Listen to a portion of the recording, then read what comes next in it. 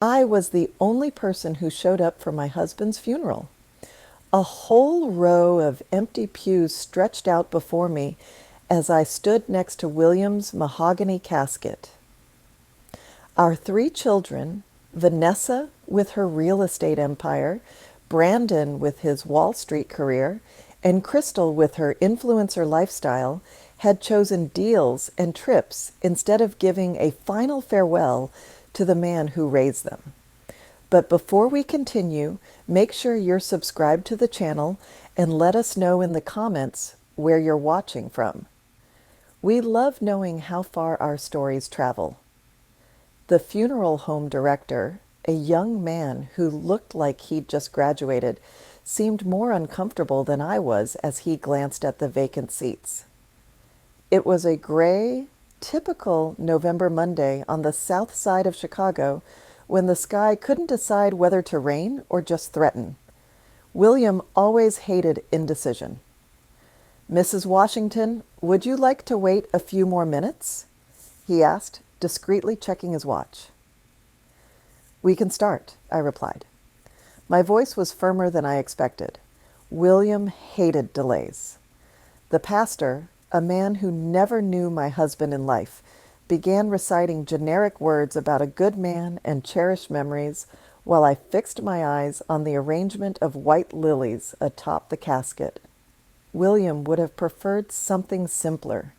Maybe just the deep red roses from our backyard, the ones he faithfully pruned for 43 years. I sat alone in the front row. 3 empty chairs surrounding me screamed louder than any eulogy. Our 3 children, their spouses, our granddaughter Destiny, not one of them present except for the empty space they left behind. Actually, let me correct that. Vanessa, Brandon, and Crystal weren't there, but Destiny, sweet Destiny, had been by my side every day during William's 8-month illness. She just couldn't make it today because of a nursing school exam she couldn't reschedule. She had called me crying that morning, apologizing over and over. That's the difference right there. She cared enough to cry about missing it. Brandon had sent a text message the night before. "Mom, crucial board meeting in Manhattan. $10 million deal on the line. Can't reschedule. I'll call you next week. No further explanations, no attempt to shift his schedule to say goodbye to his own father." I pictured him sitting in some expensive conference room, occasionally checking the time, vaguely thinking about the funeral happening 1,000 miles away. Vanessa was worse. Her assistant called to say Vanessa was closing a career-defining deal in Miami and couldn't travel. Career-defining, as if we were talking about Sunday dinner, not the final goodbye to the man who paid for her real estate license, her first office, her luxury car for client impressions. And Crystal? Crystal didn't even have her assistant call. Nothing. Complete radio silence. When the brief service ended, I followed the casket to the graveyard. The cold wind bit at my face, but I didn't cry. Not because I wasn't grieving, but because I'd cried so much over the last few weeks that I seemed to be fresh out of tears. The casket settled into the earth, and I tossed a handful of dirt onto it. The dirt hit the wood with a hollow sound, like the echo of my footsteps in the now empty house. I returned home, the same house where we raised our kids, where William and I built a life for almost 5 decades. His slippers were still next to his recliner. The TV remote was positioned exactly where he'd left it, permanently stuck on the History Channel. The silence was deafening. I poured myself a glass of the good bourbon we saved for special occasions. This wasn't special, but it felt appropriate. Driven by an impulse I couldn't control, I opened my phone and went to TikTok. I rarely used it, but Crystal had insisted I download it months ago so I could see her content. Crystal's profile was first on my feed. She had posted 2 hours earlier, exactly when her father's funeral was taking place, My hand started shaking as I pressed play. There was my daughter, my youngest child, in a bright yellow bikini on a pristine beach in the Bahamas. Crystal held a champagne glass high, her perfectly manicured nails catching the sunlight. She was laughing, dancing to some trendy song, living her absolute best life. The caption read, "Reppy Dad, but life goes on. Yasyon self-care, living, my truth, blessed, beach vibes." I watched it 3 times, unable to believe what I was seeing. The comments were filled with fire emojis and heart eyes. "You deserve it, Queen." Self-care is so important. Your energy is everything. My daughter wasn't mourning. She was celebrating.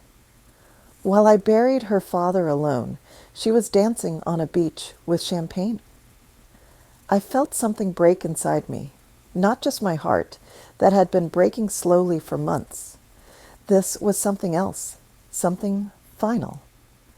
I switched to Instagram. Vanessa had posted a photo 4 hours ago, a selfie in front of a luxury Miami condo with 2 well-dressed clients. The caption, "Another deal closed. Dreams really do come to life when you work hard."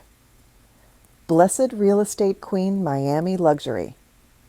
Not a single word about her father, not even a subtle acknowledgement that today was his funeral. I checked LinkedIn. Brandon had posted this morning, excited to announce the successful closing of a $10 million investment deal. Grateful for the opportunities that come with dedication and hard work. Number sign success and number sign Wall Street. Number sign investment 3 children. 3 posts. Not one mention of the man who made all of their success possible. I put the phone down and took a long sip of the bourbon. On the wall in front of me was a photo of us on our 40th wedding anniversary. William and I were smiling, holding hands in front of his barber shop. He was wearing his white barber coat, proud as anything.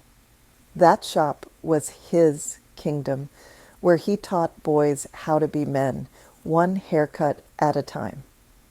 "You always said they'd come around eventually," I whispered to the photo. "Guess you were wrong about that, baby." I finished my bourbon and made a decision. Tomorrow, I decided out loud, I'm calling Attorney Morrison. Attorney Morrison had been our lawyer for over 3 decades. He drafted our will just 2 years ago when everything seemed simple and fair. 50% to Vanessa, 30% to Brandon, 20% to Crystal, plus the barbershop property for all 3 to share or sell as they saw fit. That night, I sat alone in the kitchen, the very spot where William used to make his famous gumbo every Sunday without fail. He always made extra, hoping the kids might show up. "You never know when they might drop by," he'd say with a hopeful smile. They rarely showed. Only when they needed something. I opened the desk drawer where we kept our important documents.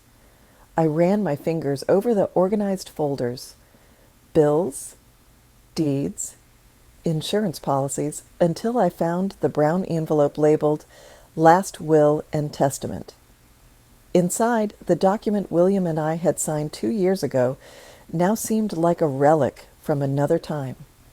A time when we still believed our children cared about us. A time when duty and love still seemed to be the same thing. I closed the folder and went to our bedroom. William's prescription bottles were still on the nightstand. The doctor had said it would be fast, but it wasn't. It was 8 months of slow decline, of hospital visits, of hope followed by despair. 8 months during which Brandon visited twice. Vanessa came once. Crystal showed up for maybe 3 hours total, spread across 2 visits, always with ready excuses about work, commitments, brand deals, networking events. When William finally passed, it was a regular Tuesday morning. I was holding his hand. He opened his eyes, smiled slightly, and said, "You were always my queen, Lorraine." And then he was gone. I called the kids immediately. Brandon said he'd come for the weekend. Vanessa promised to take the first available flight. Crystal said she'd rearrange her content calendar. None of them followed through. And now here I was, one day after burying my husband alone, drinking bourbon and looking at TikTok videos of my daughter partying on a beach. I slept poorly that night, but not because of grief. For the first time in weeks, I felt I had a purpose, a clarity. It was as if William was by my side, nodding in silent approval. "They made their choice, baby," I whispered into the darkness. "Now I'm making mine." The next morning, I did something I hadn't done in years. I went into William's barber shop. The place had been closed for 8 months since he got too sick to work. The key still hung on the hook by our back door, right where it always was. I unlocked the door and stepped inside. The smell hit me immediately. That unique combination of aftershave, hair tonic, and William's cologne. Everything was exactly as he'd left it. His barber chair in the center, the vintage radio on the shelf, the photos of neighborhood kids he'd given their first haircuts to over the decades. And there, in the small office in the back, was William's ledger. My husband was old school. He kept digital records for the IRS, sure, but he also maintained a handwritten ledger, not just for the business, but for everything. Our household expenses, our savings, our investments, and every single dollar we'd ever given to our children.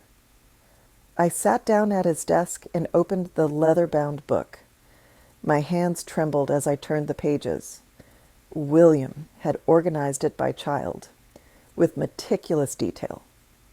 Vanessa's section: real estate licensing course, $8,000 first office down payment, $45,000, luxury Mercedes for client impressions, $35,000 divorce settlement assistance, $28,000 emergency condo repairs, $12,000 furniture for new office, $8,000. Total, $136,000. Next to many entries, William had written small notes in his distinctive handwriting.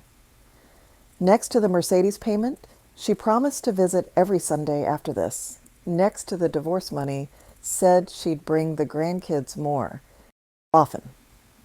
Those visits never happened. Brandon's section: Columbia University MBA, $120,000 Manhattan apartment down payment, $75,000 failed tech startup investment, $50,000 temporary loan for stock investments, $30,000 never repaid, designer suits for Wall Street Image, $8,000 total, $283,000. William's notes here were sadder. Next to the MBA payment, he said this degree would give him time to visit more, better schedule. Next to the apartment down payment, promised a guest room for us to visit. We visited that apartment exactly once. Brandon was too busy to show us around himself. His assistant gave us a tour. Crystal's section: influencer equipment, cameras, lighting, etc. $15,000 brand launch party, $22,000 website and marketing consultation, $8,000 Bahamas content creation trip deposits, $12,000 emergency car repairs, $7,000 designer wardrobe for brand image, $11,000. Total, $75,000. The Bahamas entry made me sick. William had paid for the very trip where she was dancing with champagne during his funeral. His note next to that entry: she says this trip will launch her career. Said she'll dedicate more time to family once she's established. That time never came. I sat there for a long time, doing the math. Over the years, William and I had given our children nearly $500,000. Not loans, gifts.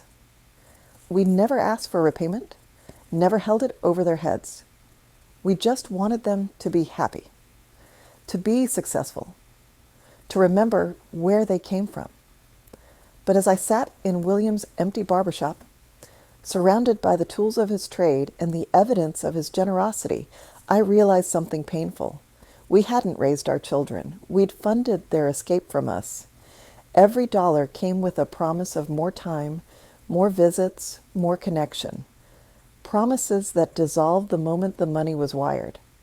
I closed the ledger and left the shop, locking the door behind me. But I took the ledger with me. At exactly 10 a.m., I walked into Attorney Morrison's office.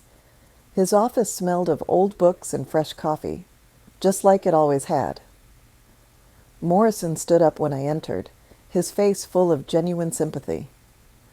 "Lorraine, it's good to see you," he said, coming around his desk to give me a gentle hug. "I'm so sorry about William. He was an extraordinary man." "Thank you, Samuel." He truly was. I sat in the leather chair opposite his desk, the same chair where William and I had sat 2 years ago, planning our estate with hope and love. "I need to modify our will," I said without preamble. He nodded, unsurprised. Many widows came through here with the same request. "I understand. Are you looking to make specific revisions or—" "I want to remove Vanessa, Brandon, and Crystal completely." Morrison paused, then slowly removed his glasses. "Completely? From everything?" "Everything. The house, the barber shop, the accounts, the investments, the life insurance. I want it all to go to Destiny." "Your granddaughter?" "Yes, Crystal's daughter." "My granddaughter." Attorney Morrison was quiet for a moment, studying my face. "Lorraine, I have to ask, and I mean this with respect. Are you certain? Decisions made during grief can sometimes—" I pulled out my phone and set it on his desk. With a few taps, I brought up Crystal's TikTok video and pressed play. Morrison watched in silence as my daughter danced in her yellow bikini, champagne raised high, celebrating while her father was being buried. "This was posted 2 hours into William's funeral," I said quietly. "Crystal wasn't indisposed, as her assistant claimed. She was in the Bahamas, partying." Morrison's expression changed from concern to understanding. "And your other children?" I showed him Vanessa's Instagram post, Brandon's LinkedIn update. Not a word about their father on the day of his funeral. "Meanwhile," I continued, pulling out William's ledger, "this is a record of every dollar we gave them over 30 years, almost $500,000 total. Every payment came with promises of more time, more visits, more connection." I opened to Brandon's section. Destiny, on the other hand, visited her grandfather every single day during his illness. She organized his medications when I was too overwhelmed. She drove me to the hospital on nights when I couldn't drive myself. She read to William when his eyesight started failing. She cleaned his barbershop so it would be ready when he got better. My voice cracked slightly. William didn't get better. But Destiny never stopped showing up. She's 21 years old, and she has more character than all 3 of her elders combined. Morrison nodded slowly. "I understand completely. Let me ask you this. Do you want Destiny to have immediate access, or should we structure this as a trust?" "A trust. She can access funds for education and emergencies, but the bulk should be protected until she's 30. Her parents—" I paused, the word bitter in my mouth. "Her mother especially might try to manipulate her." "That's wise. I'll structure it as an irrevocable trust. Your children can contest it, but frankly, given the circumstances and your sound mind, they won't get far." "How long will it take?" I can have everything ready for your signature by Friday. As I left the office, I felt a weight lift from my shoulders. It wasn't revenge. It was justice.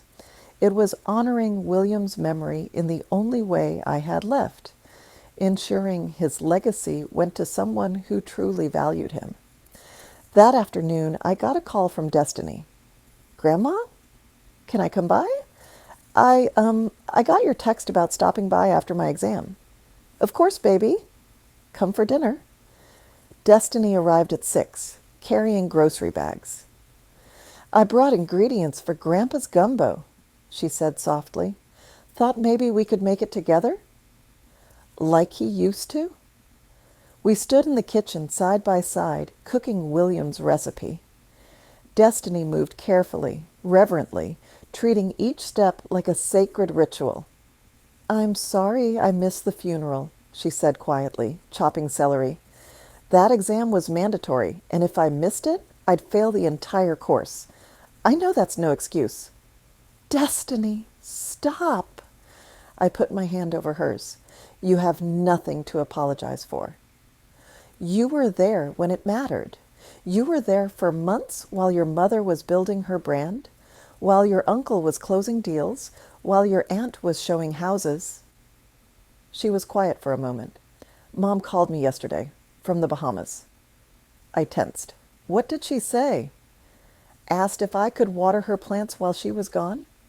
Didn't mention Grandpa at all, like he didn't just die, like there wasn't a funeral.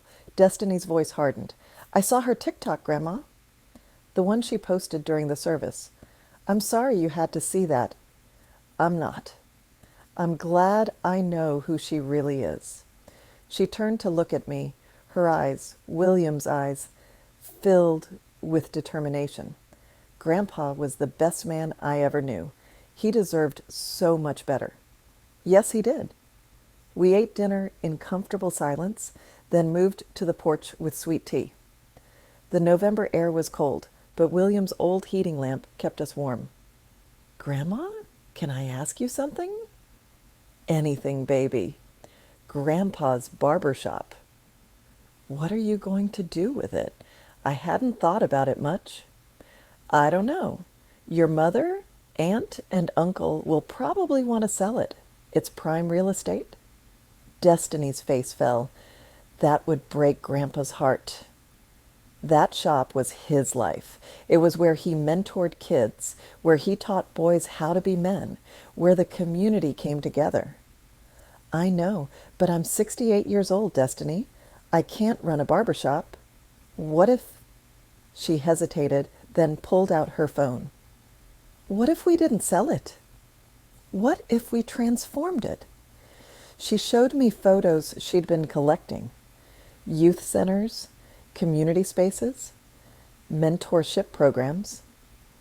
I've been thinking about this since Grandpa got sick, she said, her words coming faster now with excitement. What if we turned the barbershop into a youth mentorship center? We could call it William's Way. Keep some of the original barber chairs, offer free cuts to kids who need them, but also have tutoring space, job readiness training, computer access. A safe place for kids in the neighborhood. I stared at this young woman, this remarkable young woman, and saw William's spirit shining through her. Grandpa always said his chair was where boys became men. Destiny continued. He taught them more than haircuts. He taught them dignity, responsibility, respect. We could continue that. Make it bigger. That's a beautiful idea, Destiny, but something like that would cost... I know.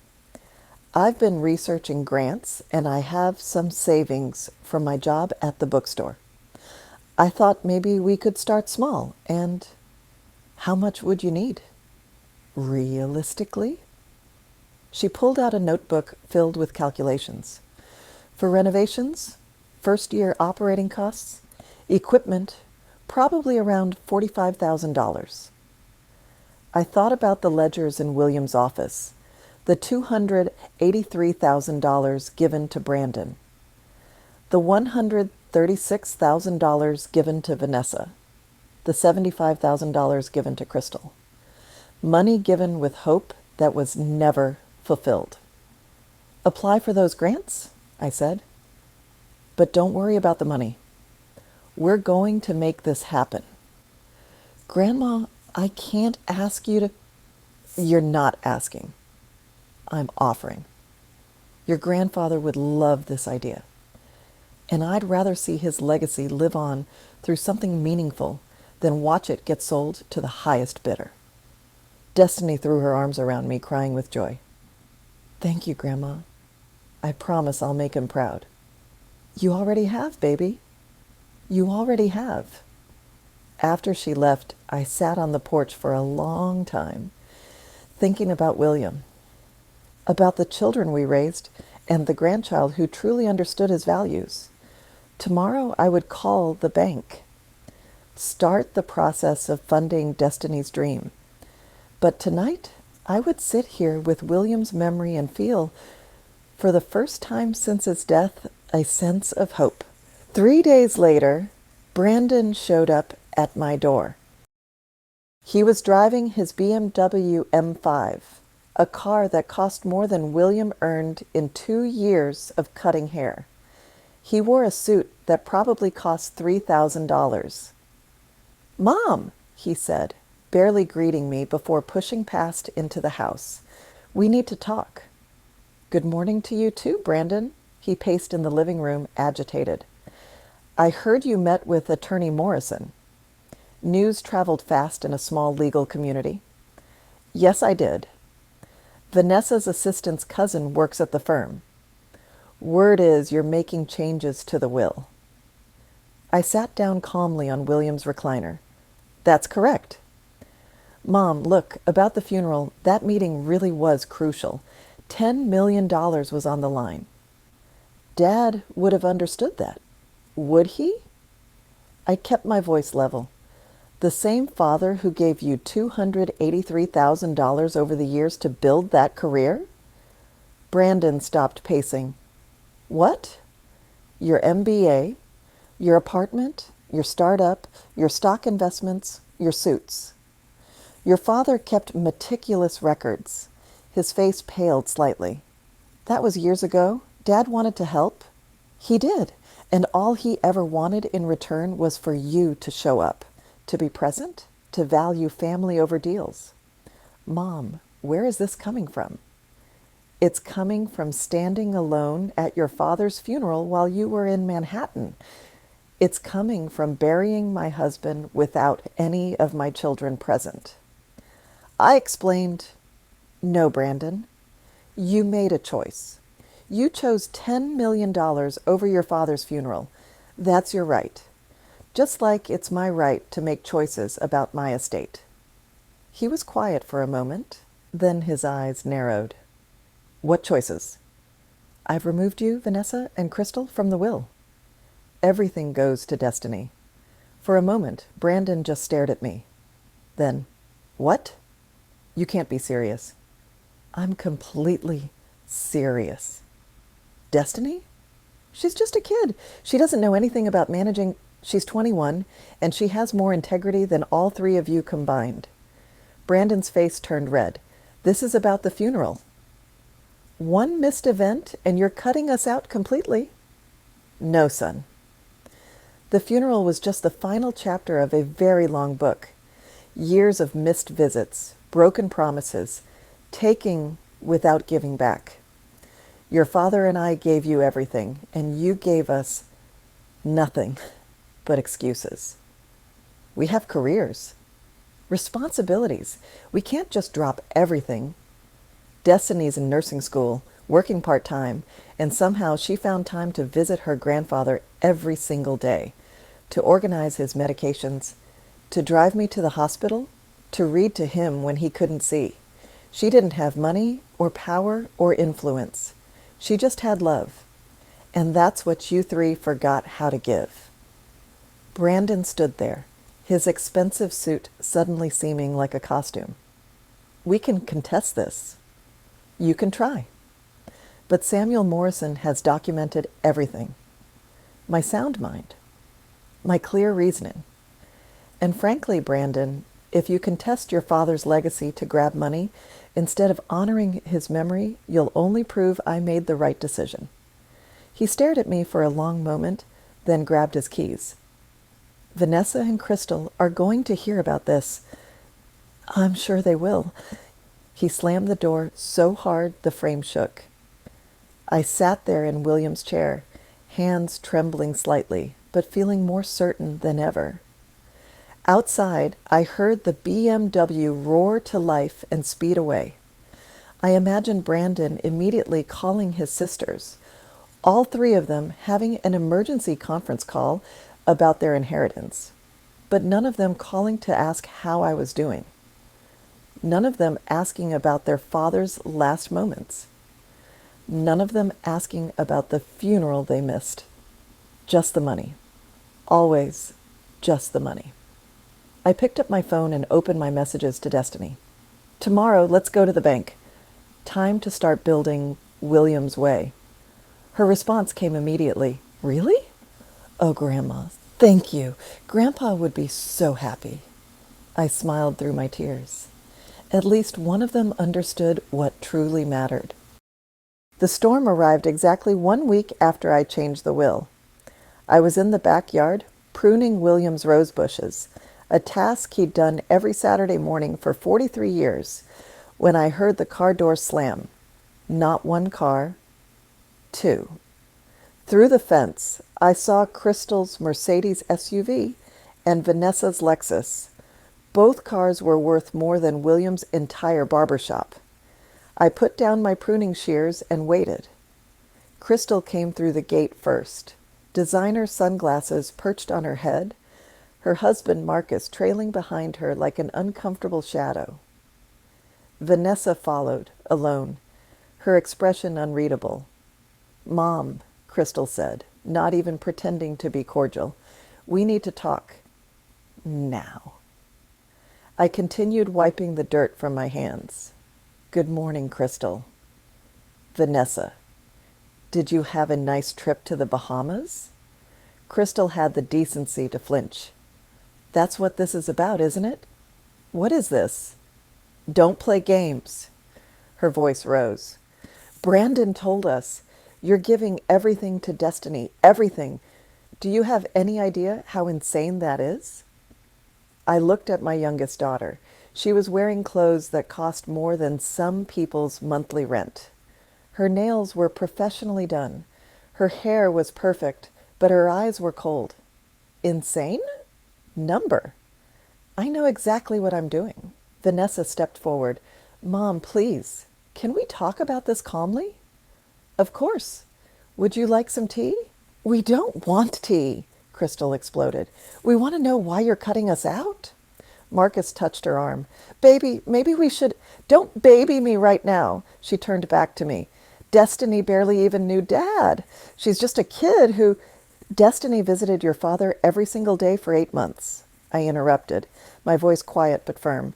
She organized his medications when I was too overwhelmed to think straight. She drove me to the hospital at 3 a.m. when his pain got too bad. She read to him when his eyesight started failing. She held his hand. She listened to his stories. She knew him, Crystal. You didn't bother to. I was building my career. I had brand deals, sponsorships, content schedules. You had a TikTok account. My voice was sharp now. And you used it to post videos of yourself dancing on a beach during your father's funeral. The backyard went silent. How did you... Crystal's face paled. You posted it publicly. R.I.P. Dad, but life goes on. With a nail polish emoji. Vanessa closed her eyes. Crystal, you didn't? I was processing grief in my own way. Crystal's voice cracked. Everyone handles death differently. I needed to get away to clear my head. You needed to party. I picked up my phone and pulled up the video. This isn't grief, Crystal. This is celebration. While I buried your father alone, you were drinking champagne and dancing for strangers on the internet. Marcus shifted uncomfortably. Mrs. Washington, I think what Crystal is trying to say, Marcus, with all respect, I'm not interested in what you think. Neither of you cared about William or me except when you needed money. Crystal grabbed her purse, her hands shaking. I can't believe this. After everything we've been through as a family, everything?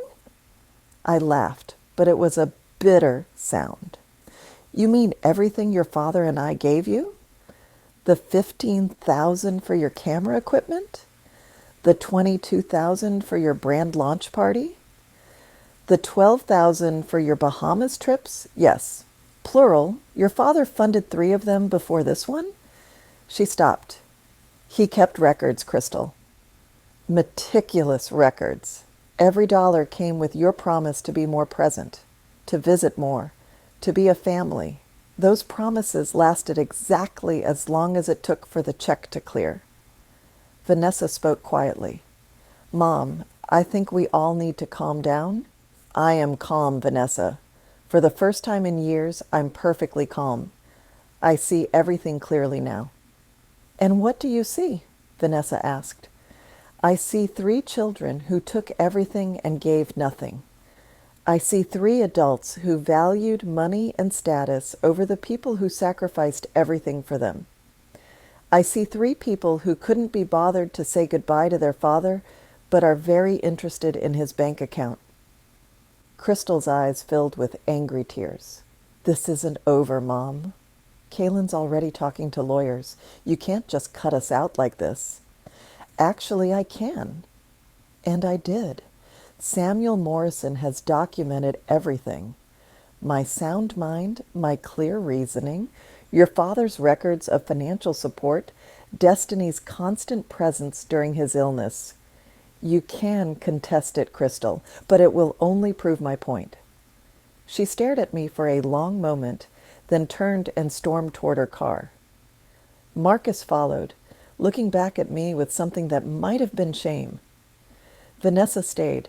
She stood there in my backyard in her expensive suit, looking more lost than I'd ever seen her. I'm sorry, she said quietly. Those were the last words I expected. What? I'm sorry. About the funeral.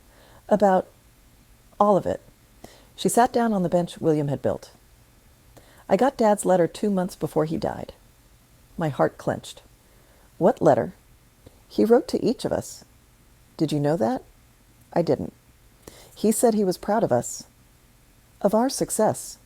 But he also said he was disappointed, that we'd lost sight of what matters, that we treated him and you like a bank instead of parents. Her voice cracked.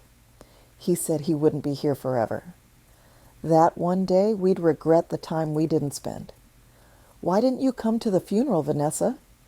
She was quiet for a long time. Because I knew. I knew I'd failed him. And I couldn't face it. Couldn't face you. Couldn't face what I'd become. So you closed a real estate deal instead? Yes, because that's what I do. I run from hard things and hide in work. I've been doing it my whole life. I sat down next to her. Your father loved you? All of you. Even at the end, when he knew you weren't coming, he made excuses for you. I don't deserve that. No, you don't. She looked at me, surprised by my honesty. But maybe you can earn it, I continued. Not from him. He's gone. But from yourself, from Destiny, from the legacy your father left behind. What do you mean? I told her about Destiny's plan, about William's way, about transforming the barbershop into a youth mentorship center. Vanessa listened quietly, and when I finished, she was crying. That's perfect. That's exactly what Dad would want. Destiny's applying for grants, but we'll need help with permits, zoning, contractors. I don't know that world. I do, Vanessa said immediately. Commercial real estate is my specialty.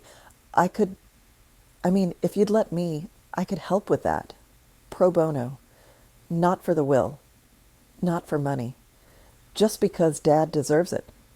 I studied my daughter's face. Was this genuine? Or just another manipulation? Actions speak louder than words, Vanessa. I know. Let me prove it. That night, after everyone had left, my phone rang. It was Vanessa. Mom? I'm sorry to call so late, but I wanted you to know I reached out to Destiny, told her I wanted to help with the youth center. She was suspicious at first, which I understand. But I sent her my portfolio, my contacts. I'm meeting with the city planning office Monday about permits. Vanessa, I'm not doing this for the will. I know you won't change it. I don't want you to. Destiny deserves everything. She was there when we weren't. This is just, it's what Dad deserves, and maybe it's the start of me becoming someone he could be proud of. After we hung up, I sat in the darkness for a long time. Maybe people could change. Maybe it wasn't too late for some redemptions. But I wouldn't change the will.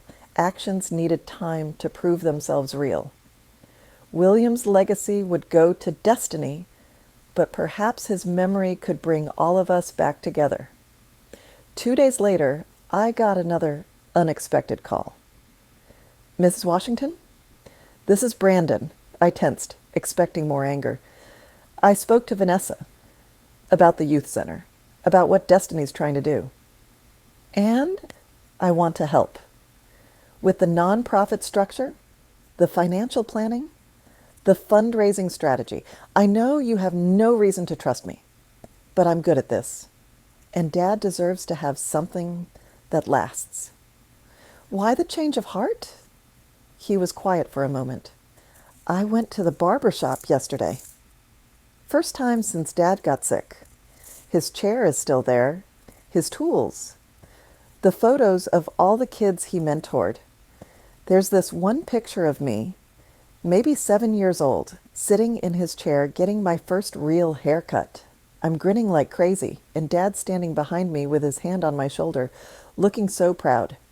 I remembered that day. Brandon had been so excited to go to Daddy's shop. I'd forgotten that kid, Brandon continued, his voice thick, the one who thought his dad was the greatest man in the world. When did I stop being him? When did deals become more important than the man who taught me integrity? I don't know, Brandon. You tell me. Dad left me a letter too. I read it again last night. Really read it this time. He said the measure of a man isn't his bank account or his title. It's how he treats people when there's nothing to gain. I've been measuring myself wrong my whole adult life. What are you asking for, Brandon? Nothing. I'm offering. Let me help make Dad's legacy real. Not for inheritance, not for forgiveness, just because it's right. After he hung up, I walked to William's photo on the wall. I don't know if they mean it, I whispered, but they're trying. That's something, isn't it? The next afternoon, Destiny came over with her laptop, excited and nervous. Grandma, you won't believe it. Uncle Brandon sent me a whole financial projection for the youth center. It's incredible. He mapped out 5 years of operations, grant opportunities, sustainability models, and Aunt Vanessa got us a meeting with the city council about fast-tracking our permits. How do you feel about that? She sat down, thoughtful. Honestly?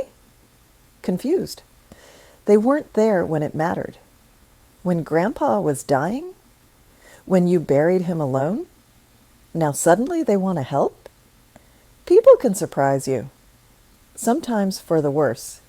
Sometimes for the better. Do you trust them? I'm watching them, I said carefully. Trust is earned through consistent action, not grand gestures. But I'm willing to let them try. The will. Are you going to change it back? No, baby.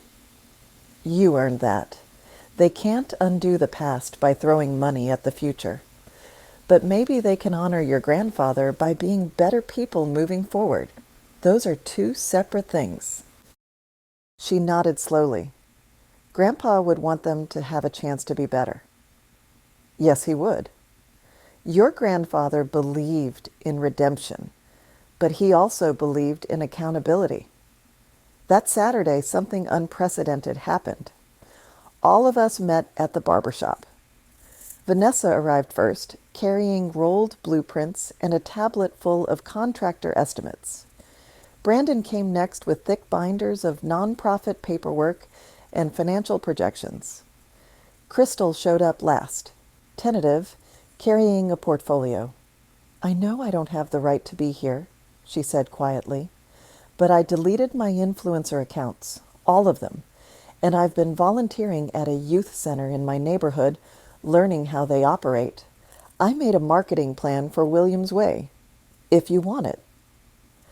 We stood in a circle in William's shop, surrounded by his legacy, and for the first time in years, we felt like a family working towards something together.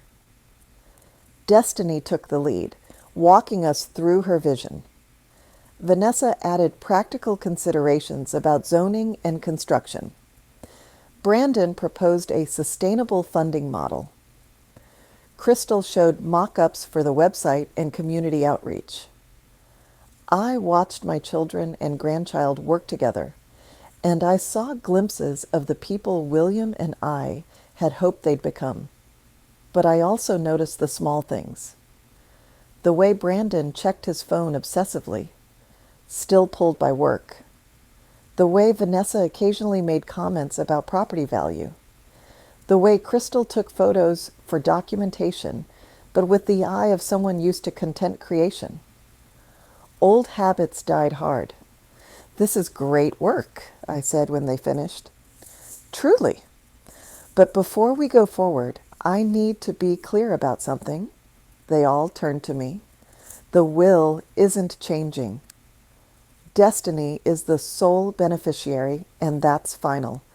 If you're doing this, hoping to get back into my good graces or thinking I'll reconsider, don't. This is about honoring William's legacy, not earning an inheritance? Brandon nodded. Understood. I'm okay with that, Vanessa said. Crystal swallowed hard, but nodded. Me too. Good.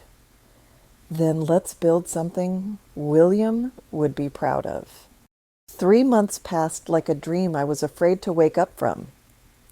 The transformation of William's barber shop into William's Way Youth Center happened faster than I'd imagined possible. Vanessa used her connections to expedite permits. Brandon structured the nonprofit so efficiently that we secured 3 major grants. Crystal organized a community fundraising campaign that went viral. The right kind of viral this time. And Destiny held it all together, never losing sight of the vision. But it was the small moments that revealed the real changes. Brandon started showing up on Sundays, not just for center meetings, but to sit on my porch and talk, really talk, about his marriage struggles, his realization that money hadn't bought happiness, his desire to be more than his bank account. Vanessa brought her kids, my grandchildren I barely knew, to volunteer at the center. She taught them to paint walls, to sort donated books, to serve the community. I watched her show them the photo of their grandfather and tell stories I didn't know she remembered. Crystal was the most surprising. She got certified as a youth mentor and started leading social media literacy workshops for teenagers, teaching them the dangers she'd fallen into, the hollow pursuit of likes and validation. I wasted years of my life performing for strangers, she told a group of teenage girls one afternoon. I was standing in the doorway listening. I missed my father's death because I was chasing comments and followers. Don't be me. Be real. But I still watched, still waited to see if this was genuine or just another performance. The grand opening was scheduled for May 15th. What would have been William's 69th birthday? The night before, I couldn't sleep. I walked through the transformed space, running my hands over William's original barber chairs, now centerpieces in the mentoring area. The walls were covered with photos of him, of the boys and men he'd helped over the decades. In the back office, now converted to a computer lab, I found Destiny working late. "Baby, you should go home. Get some sleep." She looked up, tired but glowing. "I'm almost done. Just double-checking tomorrow's schedule. Grandma? Do you think Grandpa would like it?" I sat beside her, taking in the space. "He would love it. You kept his spirit alive while making it yours. I couldn't have done it without everyone. Aunt Vanessa, Uncle Brandon, even Mom. They really showed up. They did. Are you glad that they're trying?" I thought carefully about my answer. "I'm glad they're honoring your grandfather. I'm glad you have family support. But Destiny, the will isn't changing. This doesn't erase what they did, what they didn't do. I know, and I don't want you to change it. I earned this. They need to earn their own redemption, not inherit it." This young woman, so wise beyond her years. "Your grandfather would be so proud of you." "I hope so. I hope wherever he is, he can see this." "He can, baby. I'm sure of it." The grand opening was more beautiful than I could have imagined. Over 200 people showed up. Former customers of William's barbershop, now gray-haired men, came with their sons and grandsons. The mayor gave a speech. Local news cameras captured everything. But the moment that mattered most was when Destiny stood at the podium next to the bronze plaque that read, "Williams Way Youth Center, where boys become men." "My grandfather believed every child deserves a chance," she said, her voice strong and clear. "He gave that chance freely, with scissors in one hand and wisdom in the other. He taught that success isn't measured by what you accumulate, but by who you become and who you help along the way." She paused, looking at me, then at her mother, aunt, and uncle standing together in the crowd. "This center is his legacy continuing. Not because of money or real estate, but because of values, integrity, service, showing up, being present. Those are the things that truly matter, and those are the things we'll teach here." The applause was thunderous. I cut the ribbon with William's original barber scissors, my hands shaking slightly, my eyes full of tears. As the doors opened and children flooded in, I felt a hand on my shoulder. Brandon stood there, and for the first time in decades, he looked at peace. "Thank you, Mom." "For what?" "For not letting us slide, for holding us accountable. Dad always said you were the strong one." Vanessa appeared on my other side. "I've been thinking about what you said. About actions mattering more than words. This is just the beginning for us, isn't it? Proving we've changed?" "Yes," I said honestly. "One project doesn't erase years of absence, but it's a start." Crystal approached hesitantly. "Mom, I know I don't deserve it, but can I hug you?" I looked at my youngest daughter. She wasn't wearing designer clothes today. No makeup, no performance. Just Crystal, trying to be real for maybe the first time in her adult life. I opened my arms.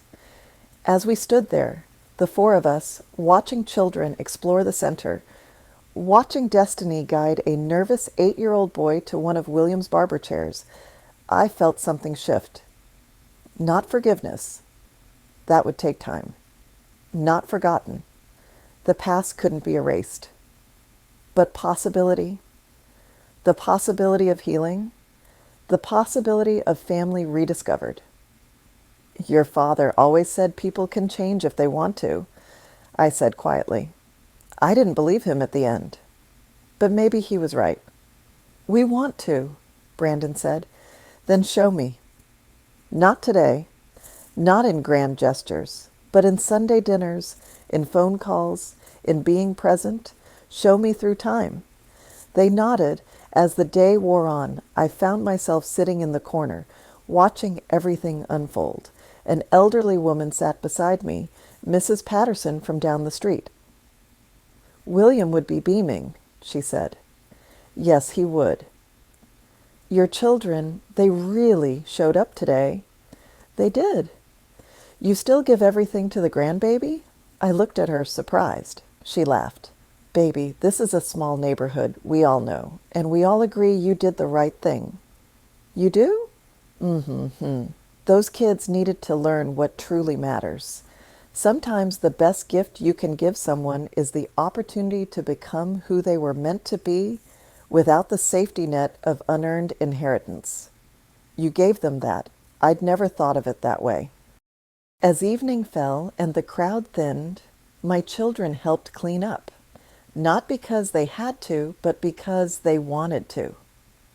Brandon swept floors. Vanessa washed windows. Crystal took out trash. Small things. Humble things. The kind of things William did every day without recognition. When only family remained, we stood in the center of the space. "To William," Brandon said, raising a bottle of water like a toast. "To Grandpa," Destiny added. "To Dad," Vanessa and Crystal said together. "To the man who taught us what truly matters," I finished, "even if it took us too long to learn."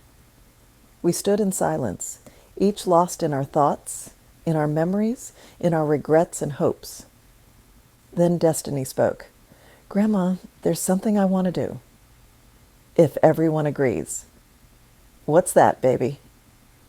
"I want to establish an annual scholarship, the William Washington Legacy Scholarship, for young people who demonstrate not academic excellence or athletic achievement, but character, integrity, service. The things Grandpa valued." Brandon immediately pulled out his phone. "I can structure that. My firm will match whatever funding you allocate.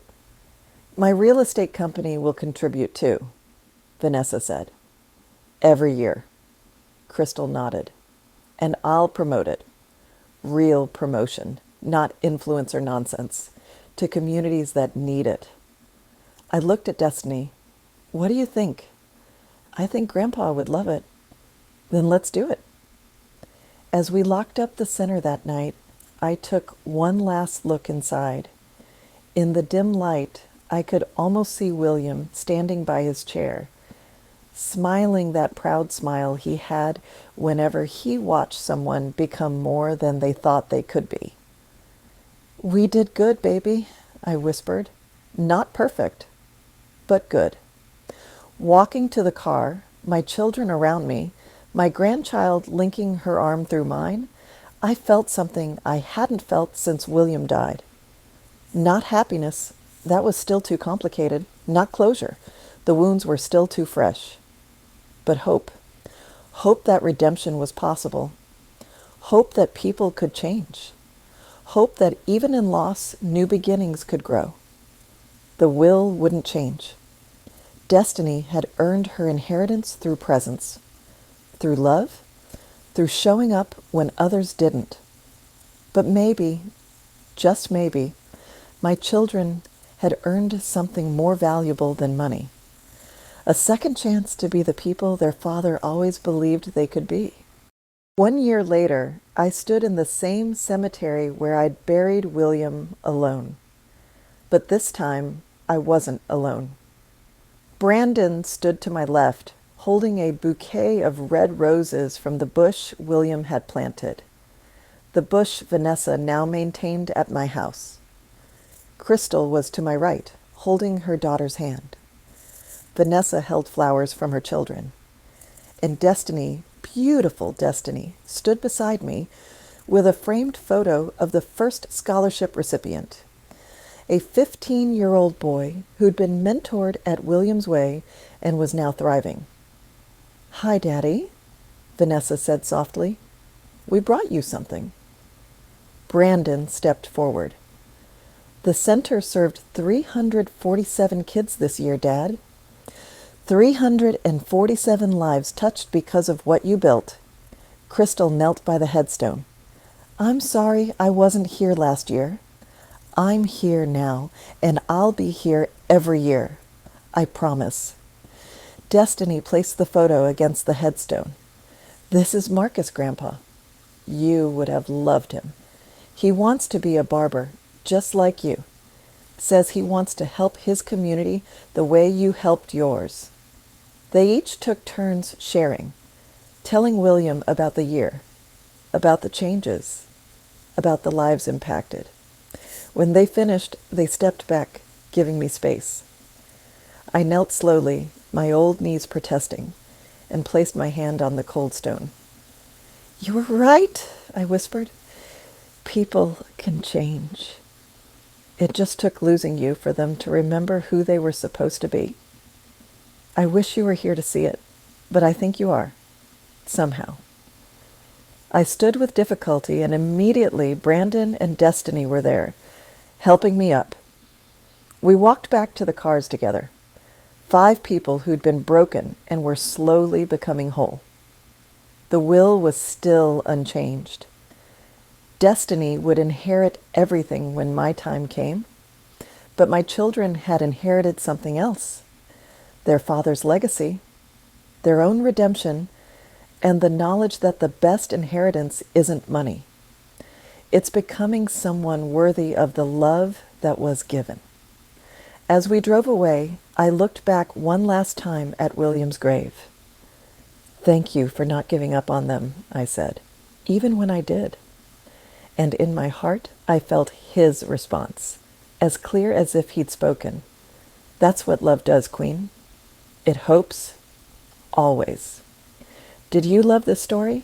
Let us know in the comments where you're watching from. If this touched your heart, you can support the channel by sending a super thanks. It helps us bring more powerful stories like this to you. Don't forget to subscribe so you never miss our next life story.